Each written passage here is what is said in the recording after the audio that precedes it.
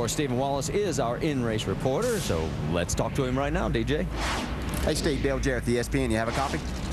Clear, Dale. All right, Steve, our first question comes from our ESPN mailbag, and Kylie in Fort Mill, South Carolina asks, you've had success on short tracks this season. What's the secret to running well at Richmond? Well, I think the secret here, is, coming from kind of a short track background. That's what I raced my whole life, and now I won a bunch of races here, and I just like this joint, man. It's cool. Hey, Steven, as a young driver and having success on these short tracks, now you've got something else to deal with in this new car. Has that hindered your program and your possibility of a good finish here tonight?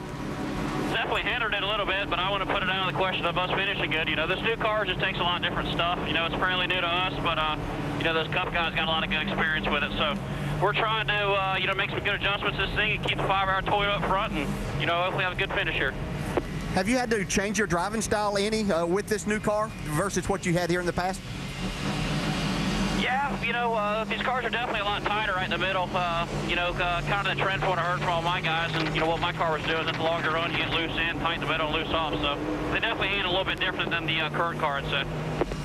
All right, Steve, thanks for talking with us. Have a great night. Now, Andy's going to talk to your crew chief, Scott McDougall. Guys, thanks.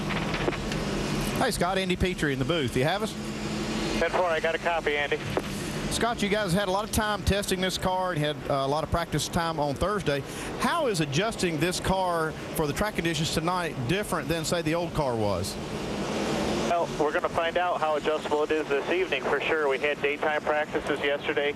We just need to get another notebook compared to what we're used to with our old car. This car doesn't seem to respond to everything that we did with our old car. So just trying to get that database built up. We ran through a lot of different things just for Steven to be our data system and give us a feedback as to what that does. We've just got to take really good notes here and remember those notes as the night goes on. Okay, Scott, good luck tonight. Thanks for talking to us. Thank you. Really trying to get some rubber down and make that work.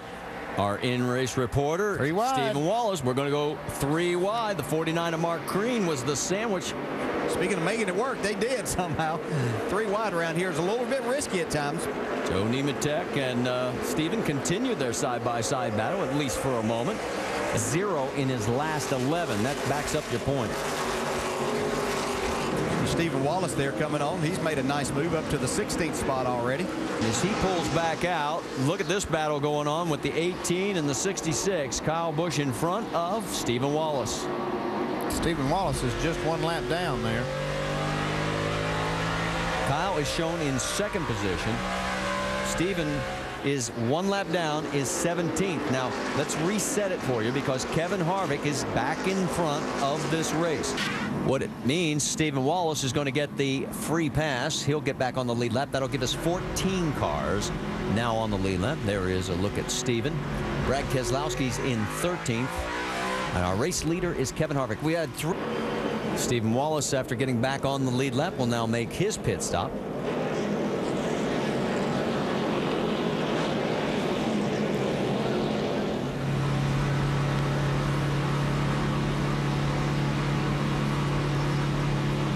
Makes the long trip down. There's Ryan Truex. And here's the crew going to work. See a little adjustment on the track bar there. Looks like they're going down with the track bar. It must be pretty loose. They keep on adjusting it, too. They're going a good ways. Looks like Elliott Sadler stayed out. He's got about 13 laps on his tires, but he stayed out that round.